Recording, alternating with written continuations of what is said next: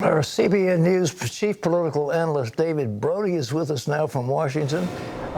David, as I read the polls, these three front runners are all running right now ahead of President Trump. What do you make of that?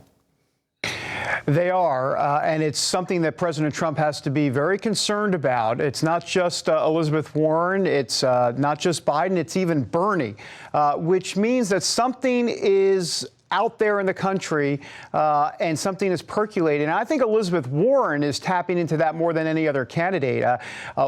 She has been really an idea factory here, and we can just go down the list. Now, if you want to talk about ideas, she's also been a tax factory because everything is about everything from a wealth tax to a tax on guns to a tax on lobbyists to a tax on corporate profits. I mean, I tried to put all of this together, and I can tell you that it is a boatload of taxation. She will not address whether or not middle-class taxes will go up, but come on. I mean, this is the duh portion of the program where, of course, middle-class taxes are going to go up, but she's refusing to say it, at least publicly, Pat. Well, Joe Biden started with a strong lead in fundraising in polls. Now, is he dropping as they're taking his Warrens moving up? Right. I think that's exactly what's happening. I mean, Joe Biden is delivering C to C+ performances on the campaign trail, and Elizabeth Warren's delivering A's. I mean, I just think it's as simple as that. And then I think if you go deeper inside the numbers, look, since September 20th, when all of this Ukraine and Biden and impeachment stuff started to happen, Biden's numbers have dropped, especially in the Real Clear Politics average. Elizabeth Warren has increased since that time, September 20th. So you can kind of make a little bit of the connection there. But in addition, remember, Elizabeth Warren has been very quick on all of this impeachment talk. She said, let's impeach Donald Trump right away. She was out front on that. Where the Democrat Party is, Joe Biden's slower to the race, if you will, on that. And so I think that has hurt him as well.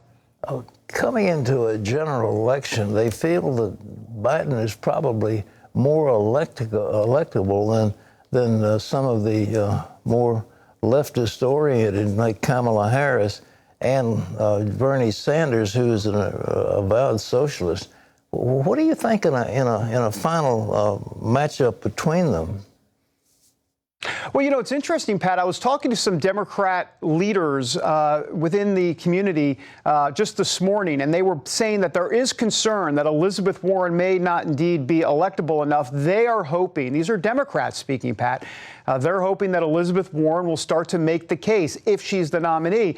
And, you know, she does it in this economic populism or economic nationalism that we've talked about. Now, those are her words, economic nationalism, or she'll call it economic populism. But the truth of the matter, Pat, is that this is really left-wing nationalism. I mean, just look it up. It's in this history books. Donald Trump, we hear so much about his nationalism. But Elizabeth Warren is going with the left-wing version of nationalism, which means social equality, justice for all. It's this idea of health care for everyone. Everyone's the same. Income inequality needs to be changed. It's Bernie Sanders' playbook, but Elizabeth Warren does it in a different way. I mean, she is very, very clear about the patriotism aspect of that. She believes, like, for example, the wealth tax. I mean, she wants to tax people that are making, and I shouldn't say making, but have a net worth of $50 million or more, 2% more. Now, look, here's the thing. She says it's your patriotic duty to do so. And so that's the way she's going to spin it. We should say the wealth tax, because remember, you're not taxing income, you're taxing net worth here. There are many folks, including Democrats, who say, wait a minute, this is unconstitutional. You can't tax someone's net worth, in other words, their property, their jewelry, and other things, because it's not just the income. So that'll be something to watch as well, Pat. David, Nancy Pelosi has stayed off of this whole impeachment thing, and she refuses to have a vote because she doesn't want to embarrass certain of her members who might be in the crosshairs in the next election. But is impeachment helping the Democrats or hurting them?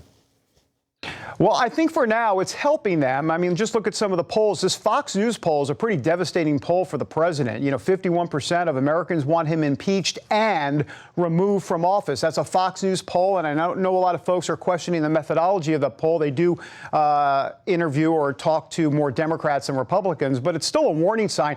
And Pat, if you go inside those numbers for the Fox News poll, I mean, support for impeachment, and this is a Fox News poll, support for impeachment is up not just among Democrats, but Republicans, independents by 3 points, and even white evangelicals, 5% more support impeachment right now than they did about a month ago. So the White House has some serious work to do. And oh, by the way, the Syria-Kurd situation is not helping one bit. So they've got their backs up against the wall. I don't think there's any question about it.